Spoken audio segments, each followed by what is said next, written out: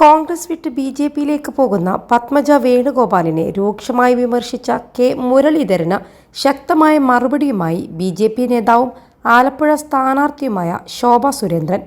മുരളീധരന് ശക്തമായ മറുപടി പറയണമെന്നുണ്ടെന്നും എന്നാൽ കുറച്ചുനാൾ കഴിഞ്ഞ് മുരളീജി എന്ന് വിളിക്കേണ്ടി വന്നാലോ എന്നും ശോഭ മാധ്യമങ്ങളോട് പറഞ്ഞു. ഇന്ന് ഭാരതീയ ജനതാ പാർട്ടിക്ക് രാശിയുള്ള ദിവസമാണ്. ഡൽഹിയിൽ ഇന്ന് നടക്കുന്ന ചർച്ച പെട്ടെന്ന് ഒരു മിനിറ്റിൽ നടന്നതല്ല. എന്നോടൊപ്പം ഒരു സഹോദരി കൂടി പ്രസ്ഥാനത്തിലേക്ക് കടന്നു വരുന്നു എന്ന ശുഭവാർത്തയുമായാണ് ഞാൻ ആലപ്പുഴയിലേക്ക് എത്തിയിരിക്കുന്നത്. മുരളീധരന് ശക്തമായ മറുപടി പറയണമെന്നുണ്ട്. പറയാത്തത് കുറച്ചുനാൾ കഴിഞ്ഞു മുരളീജി എന്ന് അദ്ദേഹത്തെ വിളിക്കേണ്ടി വന്നാലോ എന്ന് ആലോചിച്ചാണ്. ഭാരതീയ ജനതാ പാർട്ടിയിലേക്ക് അദ്ദേഹം കൂടി കടന്നു വരാൻ സാഹചര്യമൊരുക്കുന്നതാണ് ഇന്ത്യയുടെ ഇന്നത്തെ രാഷ്ട്രീയ പശ്ചാത്തലം. കരുണാകരൻ ജീവിച്ചിരിക്കുമ്പോൾ രാഷ്ട്രീയ ലാഭം നോക്കി തള്ളി പറഞ്ഞയാളാണ് മുരളീധരൻ, ശോഭ സുരേന്ദ്രൻ പറഞ്ഞു. കോൺഗ്രസ് വിട്ട് ബി.ജെ.പിയിൽ ചേരാനുള്ള സഹോദരി പത്മജ വേണുഗോപാലിന്റെ തീരുമാനം ചതിയാണെന്നും അംഗീകരിക്കാനാവില്ലെന്നുമായിരുന്നു കെ മുരളീധരന്റെ പ്രതികരണം. കരുണാകരന്റെ ആത്മാവ് പൊറുക്കില്ലെന്നും ഇനി പത്മജയുമായി യാതൊരു ബന്ധവുമില്ലെന്നും കെ മുരളീധരൻ കോഴിക്കോട് പറഞ്ഞിരുന്നു. കോൺഗ്രസിൽ നിന്ന് അവഗണന ഉണ്ടായെന്നും കാലുവാരാൻ നോക്കി തുടങ്ങിയ കാര്യങ്ങൾ പറയുന്നത് കണ്ടു. അതൊന്നും ശരിയല്ല. കോൺഗ്രസ് എന്നും നല്ല പരിഗണനയാണ് കൊടുത്തത്. പത്മജയെ എടുത്തത് കൊണ്ട് കാൽ കാശിന്റെ ഗുണം ബി.ജെ.പിക്ക് കിട്ടില്ലെന്നും കെ മുരളീധരൻ പറഞ്ഞു. +2 ഡിഗ്രി കഴിഞ്ഞവർക്ക് വേൾഡ്സ് ഫസ്റ്റ് AR/VR ക്ലാസ് റൂമിലൂടെ സ്മാർട്ട് ഫോൺ എഞ്ചിനീയർ ആവാം. കൂടുതൽ അറിയാൻ വിളിക്കൂ ബ്രിഡ്കോ ആൻഡ് ബ്രിഡ്കോ.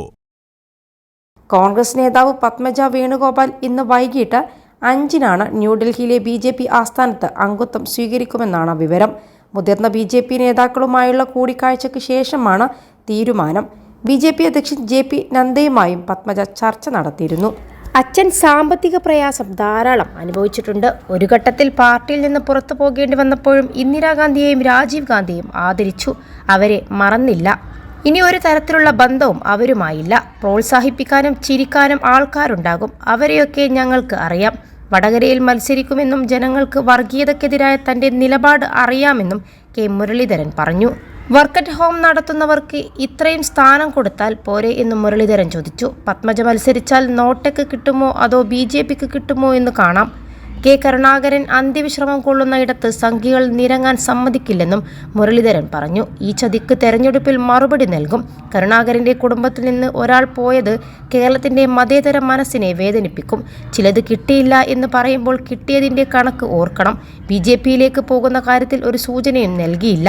പലരും ക്ഷണിക്കുന്നു, പക്ഷേ അച്ഛൻ്റെ പാരമ്പര്യം വിട്ടു പോകാൻ കഴിയില്ല എന്ന് പറഞ്ഞ ആളാണ് ഈ കടുത്ത തീരുമാനം എടുത്തതെന്നും മുരളീധരൻ പറഞ്ഞു.